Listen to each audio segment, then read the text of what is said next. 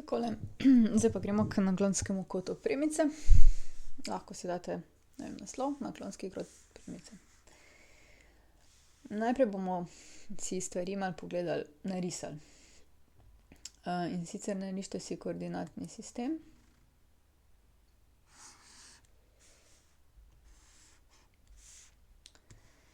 Takole, imamo zdaj koordinatni sistem.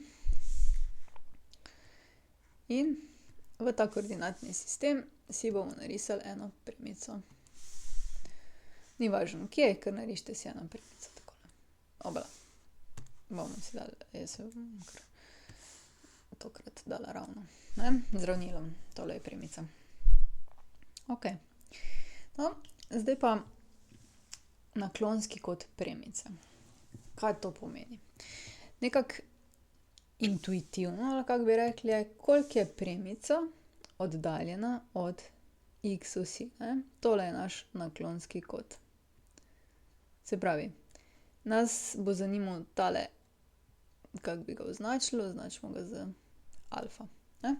Kot med x osjo, se pravi kot med x osjo pa med našo premico, ne. Tako, to pa je premica, ne. In zdaj ga bi bilo treba izračunati. Zdaj, kako se to izračuna? V bistvu si izberemo dve točki in ko imamo dve točki na premici, to znamo izračunati. Jaz bom zdaj na hitrico tole narisala, kako se bo to zgodilo. Recimo, da si izberemo dve točke. Zdaj vi izpeljavo ne rabite vedeti, ne. Vi rabite potem samo v formuli vedeti. Tako da zdaj se lahko sprostite in si ogledate razlago. Okej. Recimo, da bo tule točka A na tej premici, tule bo pa točka B na tej premici, ne. Točka A ima koordinate x1, y1, točka B pa ima koordinate x2, y2. Zdaj, če bi to narisali tako, tole malo pobrisala. Tako. Okej.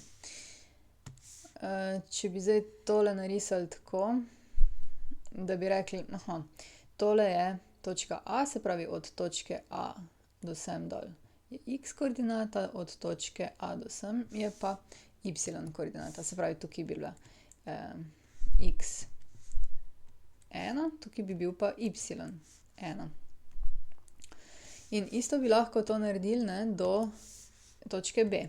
Tule bi bila koordinata x2, tule pa y2, ne. Tukaj bi bil x2, tukajle pa y2. In mi smo rekli, tale kot alfa nas bo zanimal. Če damo mi zdaj tukajle tole, dobimo tole črto, dobimo en tak pravokotni trikotnik, a ne, tule je pravi kot.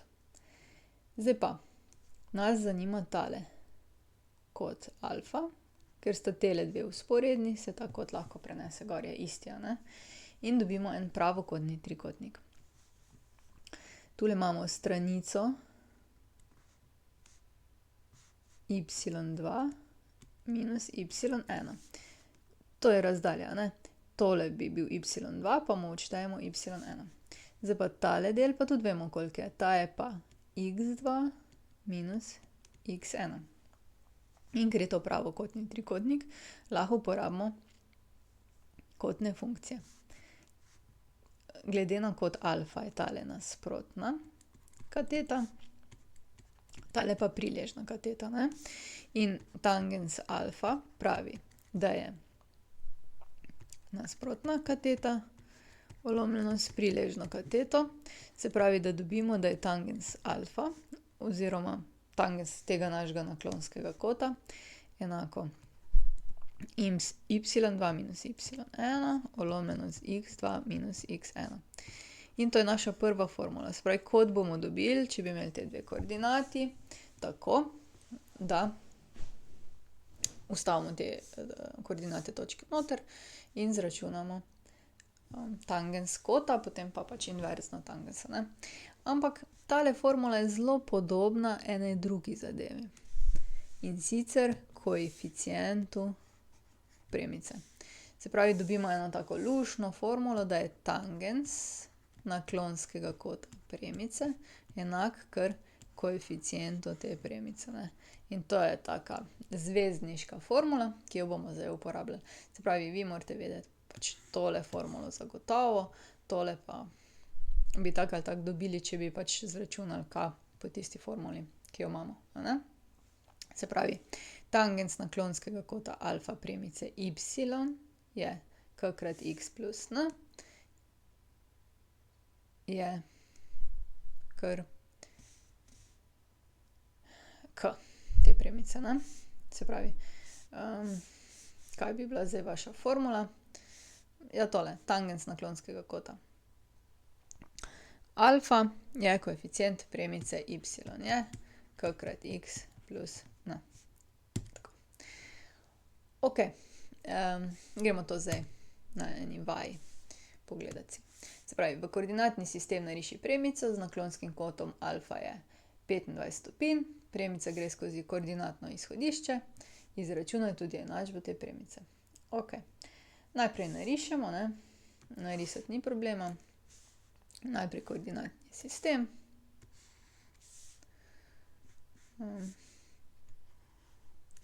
Tako, zdaj, vemo, da gre ta graf skozi koordinatno izhodišče. Tule. In vemo, da mora biti kot med x-om in to premico 25 stopinj. Se pravi, damo na koordinatno izhodišče zdaj v tem primeru in od tega odmerimo 25 stopinj. To je tole.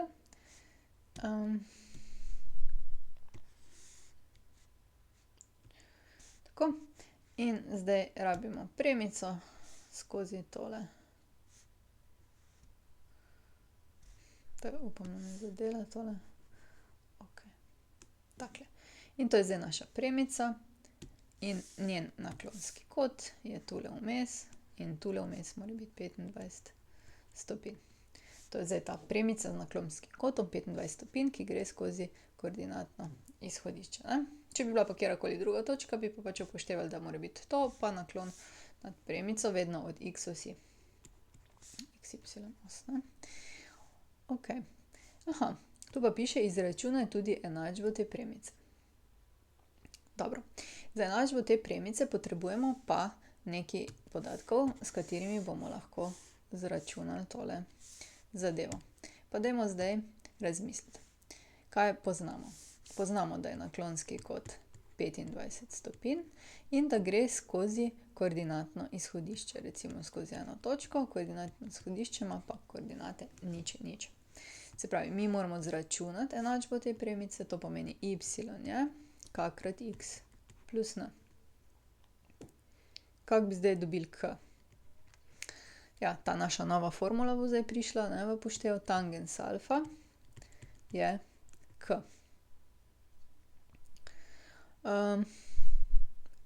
Lahko obrnemo, ne. K je tangens alfa, K je tangens 25 stopinj.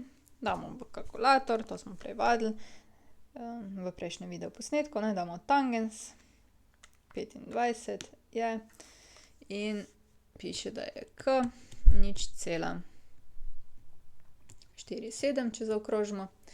Okej, K imamo. Koliko je pa zdaj n? Tudi za n imamo formulo, ne. y1 minus k krat x1. N je zdaj y1 je 0 minus 0,47 krat 0. N je 0. Okej. Enačba naše premice je 0,47x. To je to. Ta enačba je precej uporabna. Marsikje se uporablja recimo v kakih naklonih cest in take zadeve, recimo zelo v gradbeništvu in te so ti nakloni zelo pomembni, no. Saj veste, pa strehe recimo, če delate na hiši, pa take zadeve, so nakloni pomembni. In v bistvu si tako zelo dobro pomagajo, ne, s tangensom. Da dobijo, ne, tudi strmino. Pa dobro je, ker se na ceste ne spoznam tako na matematiko, mogoče boljše, da neham o tem. No, da.